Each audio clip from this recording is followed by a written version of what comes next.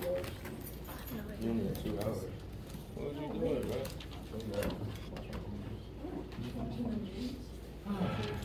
Good day, everyone. Good day. How y'all feeling? Tired. Same. Weekend needs to be 3 days long. Agreed. Mondays need to be extra. Yes. They were thinking about making school year round. Really? It better be a 3-day-a-week schedule then. Right. Yikes. They did that for public schools in Greenwood, All year round? year round. It's like on 3, off 2, or something like that, and then summer's like 5 or 6 weeks. How much are you supposed to accomplish in that? Yeah, It's I not a don't know. semester's worth of learning. Well, the problem comes in is the parents. They're saying, what am I supposed to do with my kids when they're out of school for 2 weeks? I'm talking about like public school, you know, like What you do elementary. during normal summer. Well, in summer they have childcare planned for. Daycares run year round. Yeah, that's true. Who wanna pay for daycare? Well, people can't afford it. That's true, but the question is then, what did they do normally? Right. Well, I imagine like the entire system of like daycare and summer programs would have to be completely rejigged. it's caused a lot of issues. I can imagine. In other countries, that is the model though. I think Japan, they use a trimester schedule and it's just like 3 months learning, 1 month off. Yeah.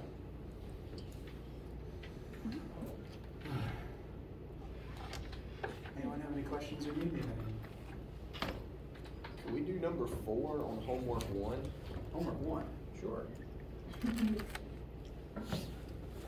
You are allowed to ask any question anytime. Awesome. I appreciate it. Just got to load it. Come on. Do you know what day our test is? Yes, kind of a quick the calendars up. I'm planning the test to my current plan for the test is it'll be administered between Friday the 3rd and Wednesday the 8th. The idea being I give tests during lab time and I'm gonna sacrifice 2 weeks worth of lab because of, it's weird because I wanna get the grades in Friday morning because that's when midterms go out. And so if people take it Friday afternoon, suddenly their midterm doesn't have their test in it, if they take it this afternoon. So my idea is I'm sacrificing 2 weeks worth of lab. This week is just gonna be review, and it will tail end with Friday lab taking their test. And as a reminder, what that means is I write a 1 hour long test, because that's how long it'd be if you normally took it here, 50-minute long test. But you come in for lab and you have up to 3 hours to take it for flexibility's sake. I'm not creating a 3-hour test, it's a 50-minute test that you can take up to 3 hours. Normally I would do it over the lab periods of just 1 week, but just the way that things are falling, I can't do it on this Friday because the grades need to be in by that morning instead of that afternoon. So sacrificing 2 weeks worth of lab during this week, February 27th through Friday the 3rd. The first part of the week would be review, and then the Friday crowd would take their test on this day. The next week, Monday and Wednesday crowds would take their test, and lectures would be mostly review, but also segueing into the next stuff. Then on Friday, no one takes their test that day because it's all done, meaning the Friday crowd just has that day off. And class would be giving the test back and everyone sees their grades. So if you're a Wednesday lab, test will be on March the 8th. Correct. Friday lab takes it here, Monday here, Wednesday here. There would be no lab Monday the 27th and Wednesday the 1st. I may give you an out-of-class assignment, but no one has to show up anywhere. And no lab this day, you've already taken the test. Friday can just head on to spring break early. I believe the next week is spring break, right? That's correct. That answer the question? Yes. Whoever asked. Yes, thank you. All right. Homework 1, number 4, right? Yes, sir. Cool. Talking about a ball and a window and, Oh, yep, that was weird. yeah.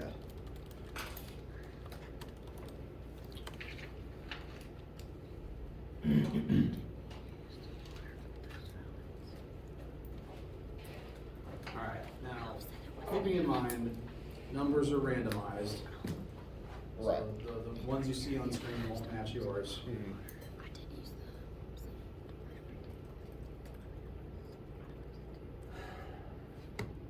So this is from chapter 1. So this the primary goal here is to use the first 4 kinematic formulas we looked at. So that family of formulas is what you're going to want here to go ahead and put that like where you're looking on the formula sheet. I'd say the weird part of this one is understanding all the variables it gives to you and what they actually mean and where they get plugged in. Because I'd say this has 2 parts to it, and you kind of have it's an odd example. I'd call this the oddest one of that first homework. I know there's some zeros in there, isn't there? A couple. I'm going to erase the power definition. Does anyone have any lingering questions about power before I do that? All right.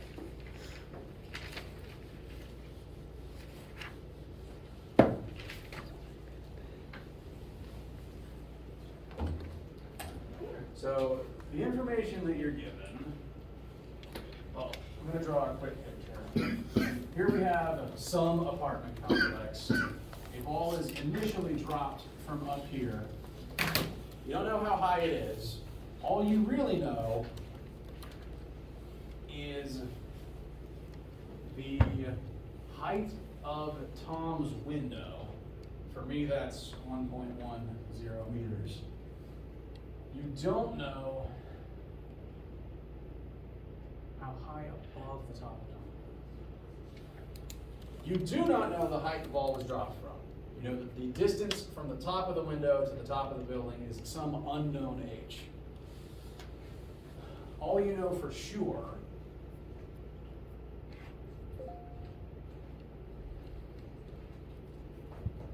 is you don't even actually know. You don't know the speed at the top of the window, but you do know that it takes the ball a certain number of seconds to rush past the window.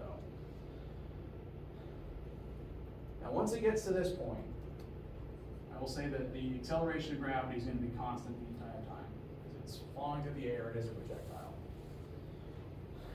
You are told the time it takes the ball to specifically fall this height, the height of the window. The trick is you don't exactly know how fast it's going at the top of that window, because you don't know how far it's been falling in the first place. My window time is 0.18 seconds. So you know the time it takes it to fall this distance, but you don't know its initial velocity for that period. But you do have enough information to find it, because the ball is accelerating this distance in this amount of time based on some velocity that's initial for this time window, for the physical window. For that, I would recommend Formula 3.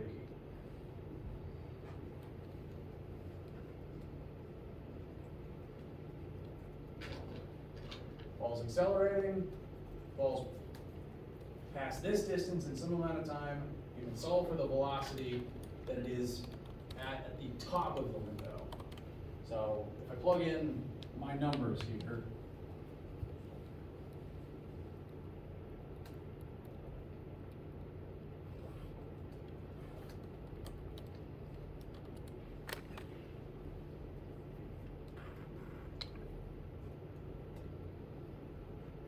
I'm calling the speed at the top of the window the top.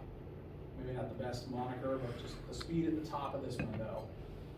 You can solve for what that speed is. Then what you need to do is figure out the distance the ball would need to fall so that it is at that speed at that point. And for that, since you don't know this hang time, I would recommend Formula 4.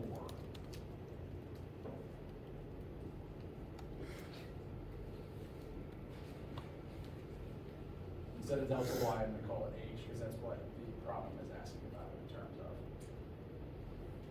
Again, using the window's information to find the speed at the top of the window would tell you, from h's perspective, the final speed at the bottom of that distance labeled h.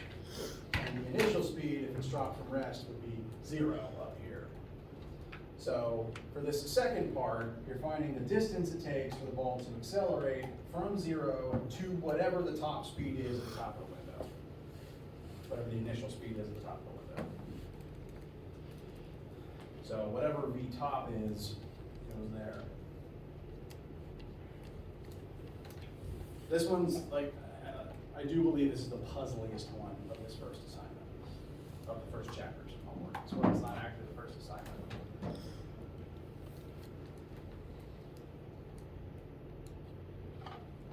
How does this one feel? I think yeah. Okay. Appreciate it. You're welcome. We can come back to it later. Okay. Anyone else need anything before we learn about momentum today? Any issues working on the chapter 2 stuff over the weekend?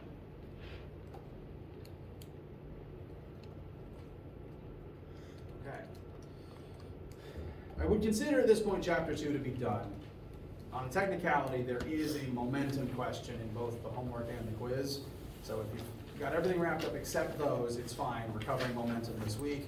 The only reason I haven't removed them from the assignment is some people have already finished them and I don't want to mess up their point values. Hold please. I forgot what I named everything. Yes, the kinematics quiz. Yes, I would recommend waiting on the kinematics quiz until after today because there's a momentum question in it. Now, the main goal of this week, we're going to cover chapter 3, which, you know what, I should add on to the title to make it a little more descriptive.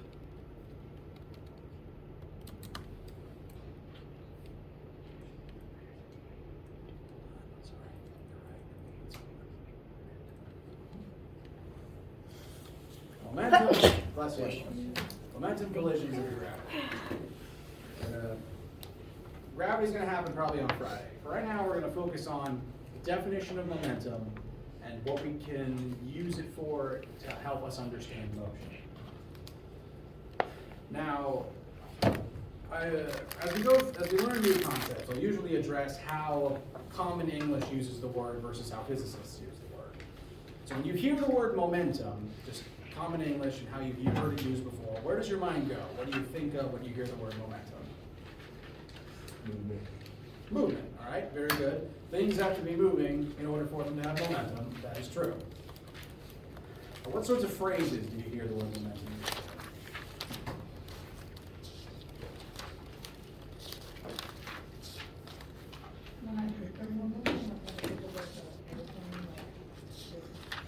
Okay, that's true. The plane has to build up momentum to get to a certain speed so that the wings actually let it glide.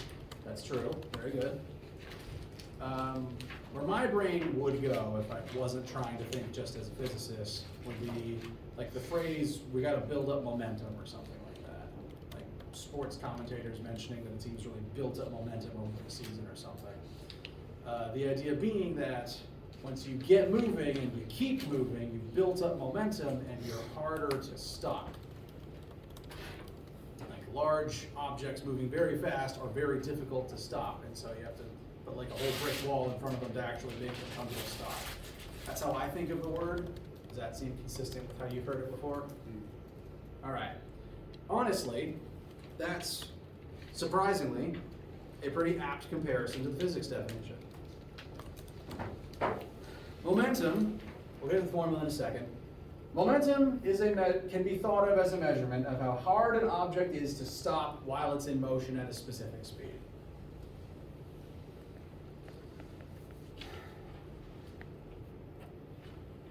I'm actually going to go back to the formula real quick to kind of comment on that. Momentum, this P is momentum, I'll elaborate on that in a minute, equals mass times velocity. If an object with mass is moving, it has a certain amount of momentum that it has built up. And the more momentum it has, either the more mass or the more velocity, the more difficult it's going to be to make that object stop. The faster something is moving, for example, the harder it is to stop. You should not jump in front of the flash to try to slow them down. Furthermore, the more mass something has, the more difficult it is to stop. Do not jump in front of a train to try to slow it down, even if the train is moving very slowly.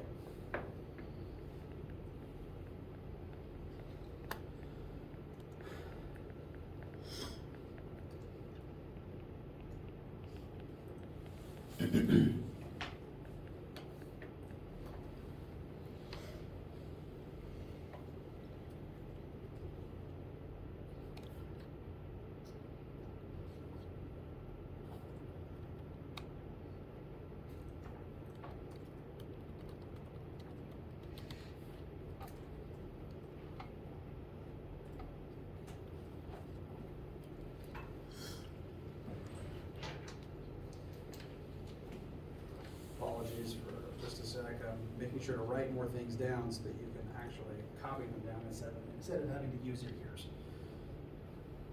So, momentum can be thought of as how hard an object is to stop while in motion. And it is similar to energy in that it is this substance, this invisible sort of substance that you can't see directly, but that matter can possess. And when matter possesses it, that matter wants to constantly move in a certain direction at a certain speed. In that way, it's almost kind of redundant with kinetic energy in a lot of ways, because the formulas contain the same two variables. Momentum is mass times velocity. Kinetic energy is 1/2 times mass times velocity squared. What that means is if an object has both mass and velocity, you can plug those same numbers into those two different formulas and find a certain amount of momentum and a certain amount of kinetic energy. An object has to have both at once. One cannot come without the other because, again, it's the same two variables.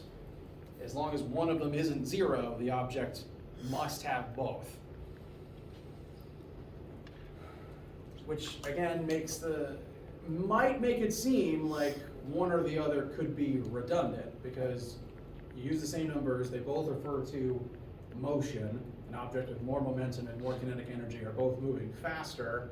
So why do we bother studying the two of them separately if they both mean basically the same thing? And, bless you, the primary difference, the primary reason why we treat them as separate phenomena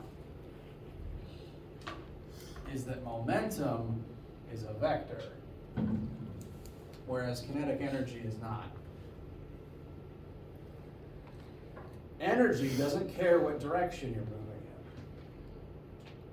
in. As long as you have kinetic energy and you're moving at all, that energy is satisfied. It can be up, down, north, south, east, west, etc. The energy does not care.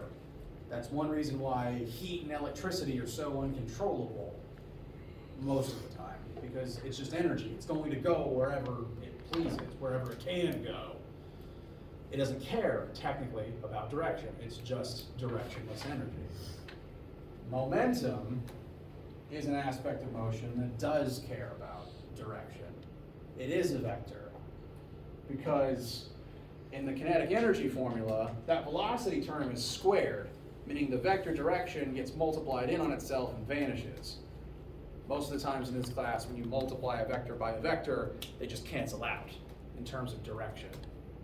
The direction part goes away and you tend to get a scalar answer. But here, it's just scalar mass times vector velocity.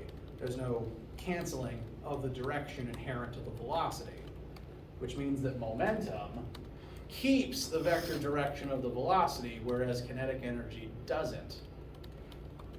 Again, kinetic energy is happy as long as the object's moving. Momentum is the thing that specifically tries to keep the object moving in the same direction at the same speed. In a lot of ways, this just parrots back Newton's first law, the law of inertia. An object in motion stays in constant motion, same speed, same direction, until something stops it. And the more momentum, the harder that is to change.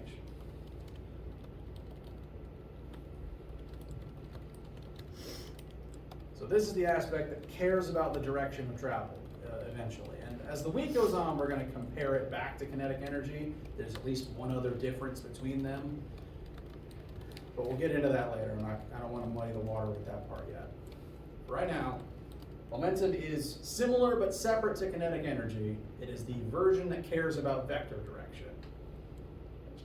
They go hand in hand, but they cover slightly different domains.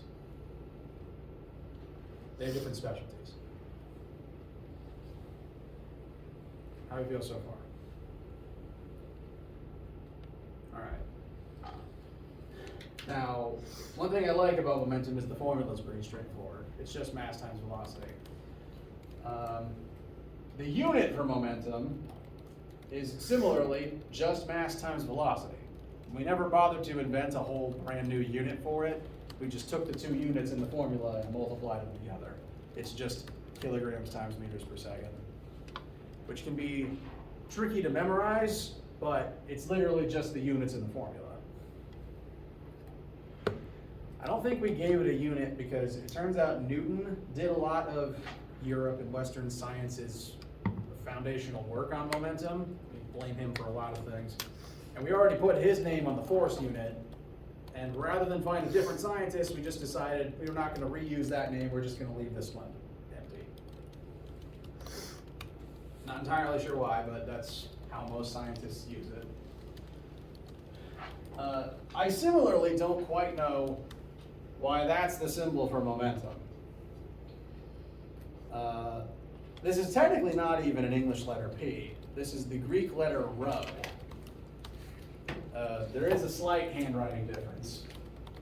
This is rho when written out by hand. On my keyboard it did hit the P key, but rho technically doesn't have this stem on it. Technically. At least that's what I've been told. I'm not a Greek scholar. But this is technically Greek letter rho. English ran out of letters to steal from other alphabets a long time ago. I'm honestly surprised we haven't stolen from the Russian alphabet at this point.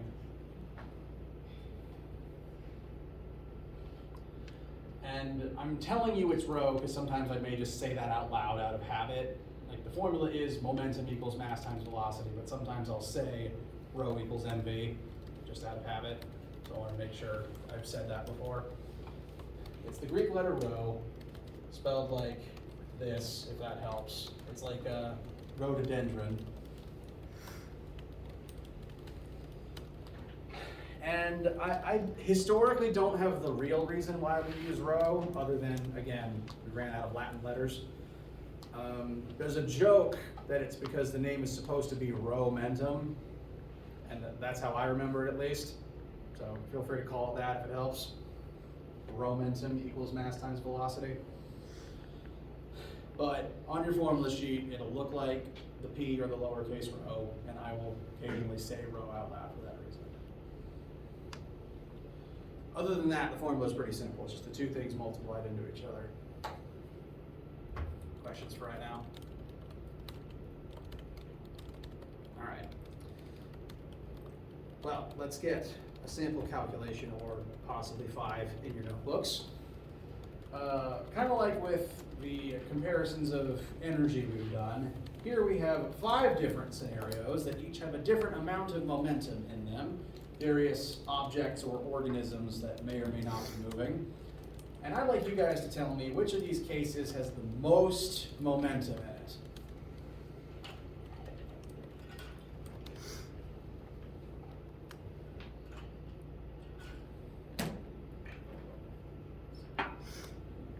The building? Building's a very good guess. Building has a whole lot of mass. But I'm not going to give you the answer just yet. Any other thoughts, opinions, or things informing your guesses or calculations? I say the dog. All right. Truck. Looks like, if I count nods, we've got 2 votes for dog, 1 vote for truck. Any other callers? All right. Let's check our work. Building has a whole lot of mass, but what velocity does stationary mean? 0. 0. Doesn't matter how much mass something has, 0 velocity means 0 momentum, which means it's very easy to stop something that's already stopped. Doesn't take any effort. It's just already done the work for you. Next scenario. Light is the fastest known thing in the universe. This is the known top speed of the universe, 300 million meters per second. But light doesn't have mass. Therefore, it technically doesn't have momentum. And that's why you don't really feel it hitting you. It's not actually bringing any momentum into the collision. There's a slight impact force, but it's below anything a human nerve can detect. So light, no momentum, despite being the fastest known thing in the universe. So these are the two extreme cases of things that have no momentum, secretly. That leaves these three cases, which both have mass and velocity in them. So the question is, how do those numbers multiply together? This is the mass of a human similar to myself, and 1 meter per second is a fairly consistent average walking speed for an amount of humans. So 100 times 1 meter per second is 100 kilogram meters per second of momentum, and that's the amount you'd think to see in most walking human adults. So it's a good baseline. Now compare that to this dog, which has 1/5 the mass, but is running 10 times as fast, which 20 times 10 gives us 200. So this dog is going full cannonball mode. Gesundheit. And now we're going to compare that to the truck. Truck has a lot of mass, but it's moving very slowly. Here's 2 centimeters per second. Note that that isn't meters. 2 centimeters per second converts to 0.02 meters per second. 0.02 times 2,000 only gives you 40. Which means that this truck is also actually quite easy to stop. It's easier than putting your hand out to stop a human walking, frankly. In fact, I'm pretty sure this is like sub-idle speed for most cars. So if it's just kind of creeping forward, you could stop it by just putting your foot on the bumper. So pretty easy to stop. All right to stop. Don't let a cannonball dog hit you. I have 2 dogs. They have both torpedoed me in the shins. It's not fun. What kind of dog? One is a boxer file not found mix. The other is a boxer pit. I had a pit nail me when I was like 5. Oops. I did cartwheels. Well, okay, yeah, when I was maybe 6, I was walking home from school and there was this neighbor dog and I thought, puppy, but it was about, Yeah. Yay tall, and I got its attention, so it ran at me and I ran from it, and it managed to go under my legs and dump me up onto my back. Nice. So, Fun time. don't mess with dogs if they have the same mass as you. Yeah. Because they run faster, at least than me. So, in this case, the dog wins. Unlike kinetic energy, one variable is not squared, so they're both equally as important. So just make sure to watch your units. And truck would have won if it was 2 meters per second, but it was not. You all right so far? All right. Now, lab this week is going to involve momentum. We're going to be examining the collisions between several objects and observing what happens to the momentum in those collisions. Before we get to that in lab today, there's one more vocab I want to make sure that one more vocab word I want to make sure you've seen. So, momentum is the first new vocab word today. The second new vocab word is impulse, which it's kind of weird. We didn't bother to come up with a unit for momentum. We did not name the unit for momentum.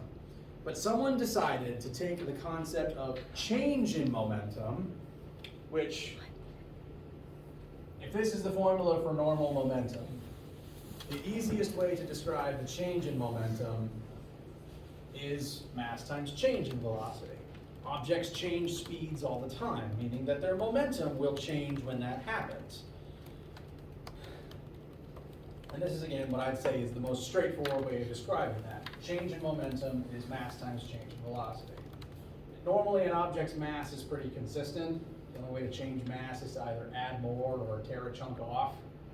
So normally, mass stays constant, and velocity is usually what changes when momentum changes. So if you were just to ask me to write, a formula for change in momentum off the top of my head. That's what I'd write on the board or on my paper. And delta rho summarizes change in momentum pretty well. It literally means change in momentum. But some eggheads a century or 5 ago decided that this was not satisfactory enough. This is not the best way to summarize change in momentum. This noble physics concept deserves its own name and variable for some reason, despite the fact that delta blank works for about everything else. So they decided we're going to call it impulse. Impulse is just the physics vocab word for change in momentum. So this, if I read it out loud, I could call it impulse equals mass times change in velocity. And they didn't just stop at naming it, they gave it its own letter, separate from delta rho. And they chose lowercase j. So is joules uppercase J? Yes, Oh, man. technically. Now, I mean, it could get kind of similar to the work watts situation, Yeah. because they both use uppercase W. It's just one's a variable in the formula and one's a unit on the numbers. I gotcha. I think there's only one variable we're going to learn about in this class where the variable letter and the unit letter actually match, and that's going to be volts later on in the class. But yes, impulse is lowercase j, which my brain automatically turns that into gym pulse as a way to try to remember it. So we got momentum and gym pulse. Again, impulse is just the fancy vocab word for change in momentum. And honestly, I think physics would have been just fine if we'd never invented that designation, if we never used lowercase j for it, if we never named it impulse. So I'm only really informing you of that so that you understand the vocab words when they show up on assignments. I'd say the main meat and potatoes that you should take away for impulse is actually this part. Impulse is change in momentum, and these are already very satisfactory ways of writing change in momentum, but there's an additional formula. It's a pretty useful one.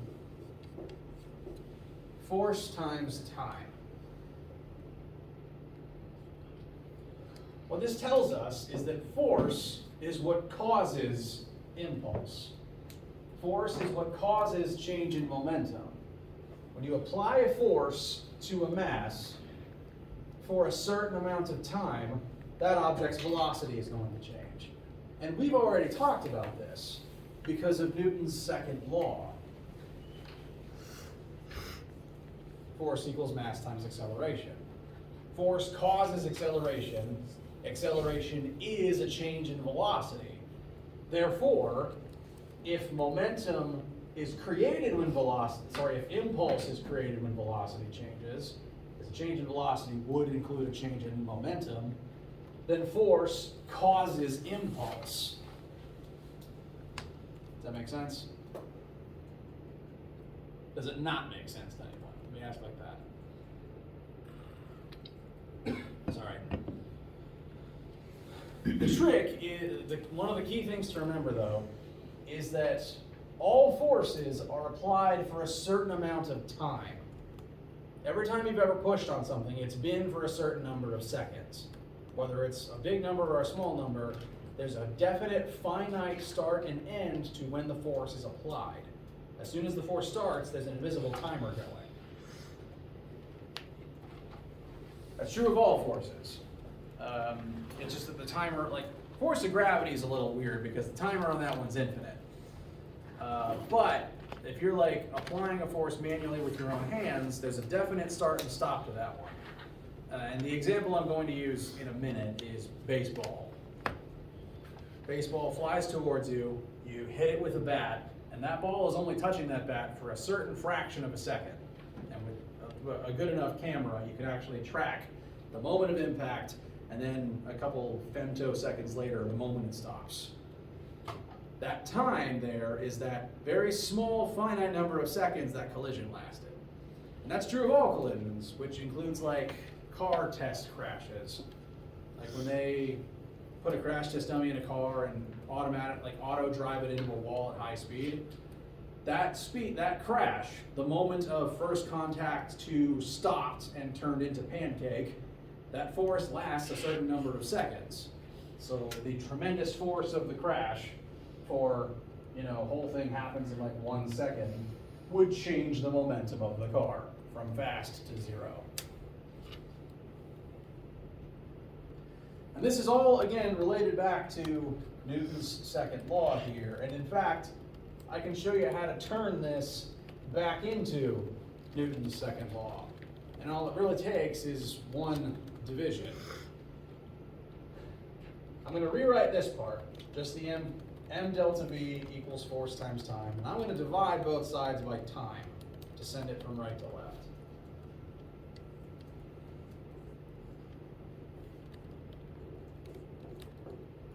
So I've taken this t and I've brought it into the denominator of the left side. Force equals mass times acceleration.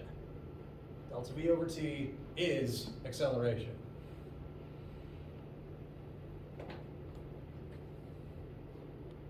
So all of this is literally just Newton's second law again. Part 2, the reckoning. Kind of like how momentum itself references Newton's first law. Object in motion stays in motion in the same direction until you stop it. You add momentum, keep moving, same speed, same direction, until something stops you. Newton's third law, frankly, is involved here too, because if you're like hitting the ball with the bat, well, the ball is going to exert the same force back on the bat at the same amount of time and actually cause the same impulse in the bat. So it's all connected. This whole class is going to constantly be bending back in on itself. That's why it's important to ask me questions if something's confusing, because everything we cover is going to come back up again. And in fact, this is the reason why Newton's second law is even printed here on this slide, because this is the version of the law that Newton actually wrote about. Most of Newton's principles were actually written in terms of momentum, I believe. Can't actually read the original documents. They're old and his handwriting's awful. But I'm told they're written primarily in the terms of momentum. And in fact, this is just another way of writing Newton's second law out, because mass times change in velocity is change in momentum. So again, the same formula is written here like 4 different ways.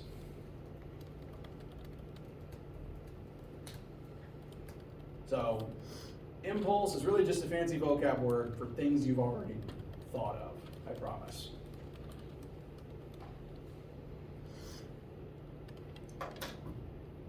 How do you guys feel? Questions or concerns for right now? All right. I'd like to get one impulse practice question in your notes, because lab this week will also reference it as we cause some miniature car crashes on our desks. So a little bit more practice before we break. I mentioned baseball a second ago, and we will continue that train of thought. A 100-gram baseball approaches you at 15 meters per second, and you will do as a baseballist does and strike it with your baseball bat. You're going to use some amount of force, and you're going to send the ball backwards at 20 meters per second. Note that change in direction. Pretty much any time I've seen someone actually hit the ball with the bat, it usually either turns around or rockets straight upwards somehow. At least that's what happens when I do it. But that's still a change in direction. So baseball is initially going, I'm going to say, to the left at 15 meters per second, and then after the impact, it's going to the right at 20 meters per second, which is what I've drawn over here. Because of that change in direction, I have denoted the 15 as a negative number. Because as long as the 15 and the 20 are in opposite directions, one of them has to be negative to designate that fact. And I've just chosen the 15.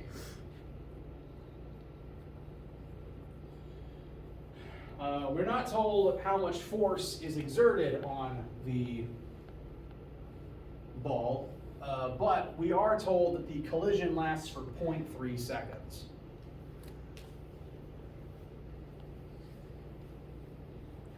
So that is the time that the ball and the bat are in contact with each other, the time that the force from one to the other is applied. So I've written, in addition to my very poorly drawn picture here, why are baseball bats weirdly hard to draw quickly?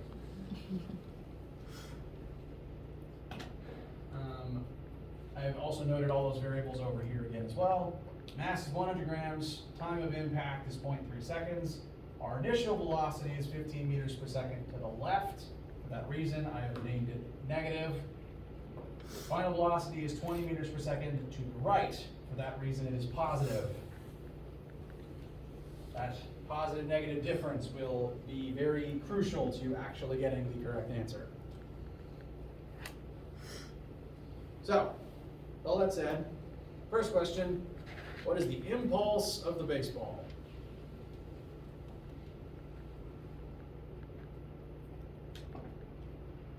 There's at least 4 different ways you can write impulse. Which part of this 3-part or 4-part formula do you think is the most useful?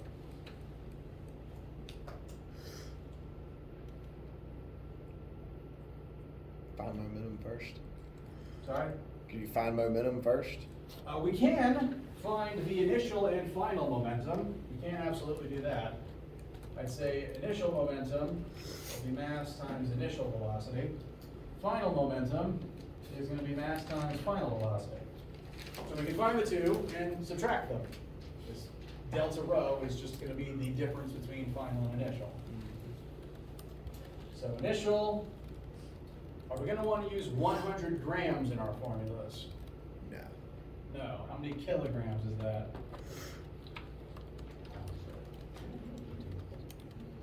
I heard someone mutter it. We got 0.1. So that's going to be what we put in here. Initial velocities are fine though. Those are in meters per second. That's what we want. So I'm going to plug in negative 15 for the initial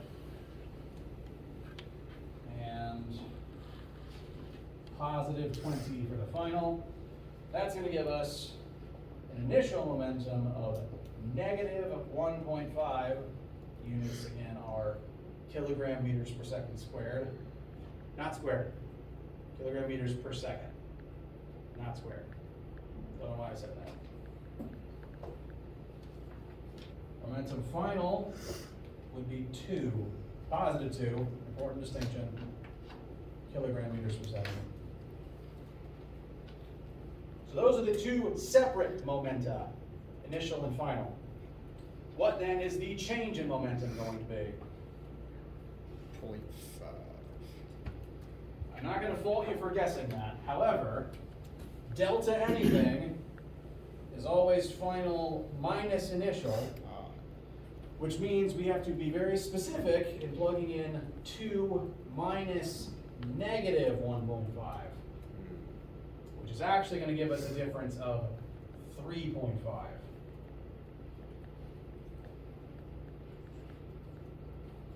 Namely in the positive direction.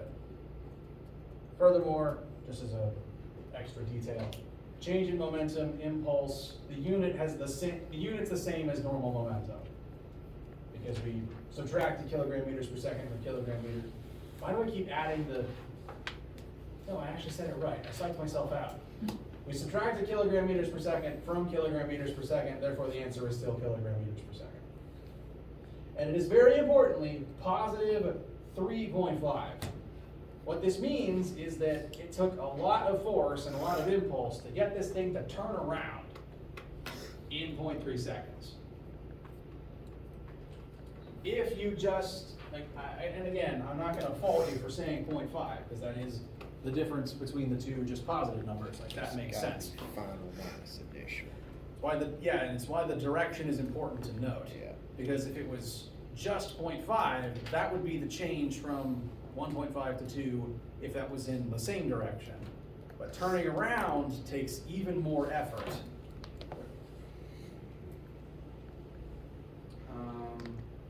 For example, if you're carrying something in your hands, it's relatively easy to just speed up or slow down while moving in the same direction. But if you're carrying something and you just all of a sudden decide to yank backwards, things will fall out of your hands. Not due to your own fault or anything, but just because those objects want to keep moving forwards. And unless you're holding onto them to keep applying force for that whole shift to actually cause this much change in their momentum very quickly, then it's not going to change fast enough and they're just going to lurch out of your hands.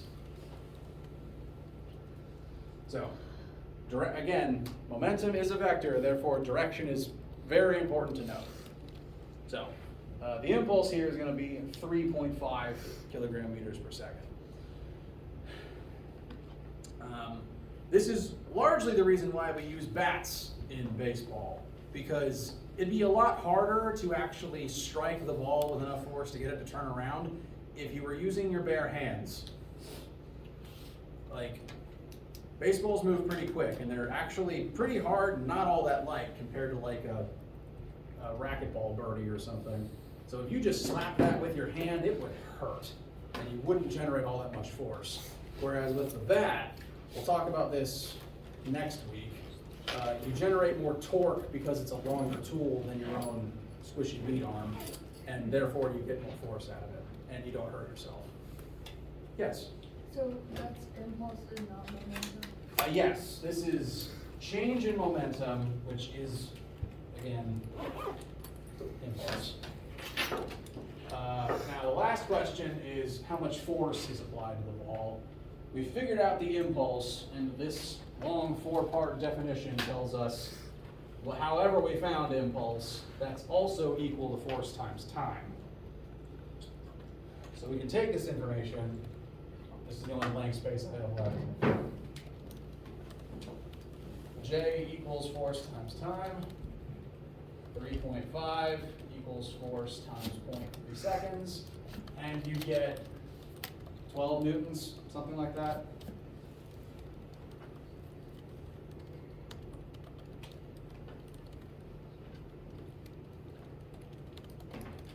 .67. Thank you. So the way that I did it was kind of different, but Okay. it was extra really. So what I did was the force equals mass times acceleration still, Mm-hmm. but then acceleration is delta v over t. Yep. So then I just plugged all that in, and it gave me the same answer. Fantastic. I'd actually say that's the simpler way to do it, because you condensed it all into, you condensed this, the change in velocity part, into this is like 3 steps for us, but you did it in 1. So that's how I would do it on my own. Great job. Main things to note from today are the vocab words, the formulas, and the notion that force causes impulse when it's applied for a certain amount of time. And all crashes last a certain amount of time. With that, let me know if you have any questions or need anything. Lab today, make sure to bring these notes specifically, and have one good day.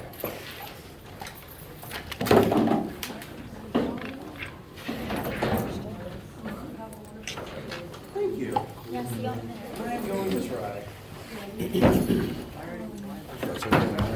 So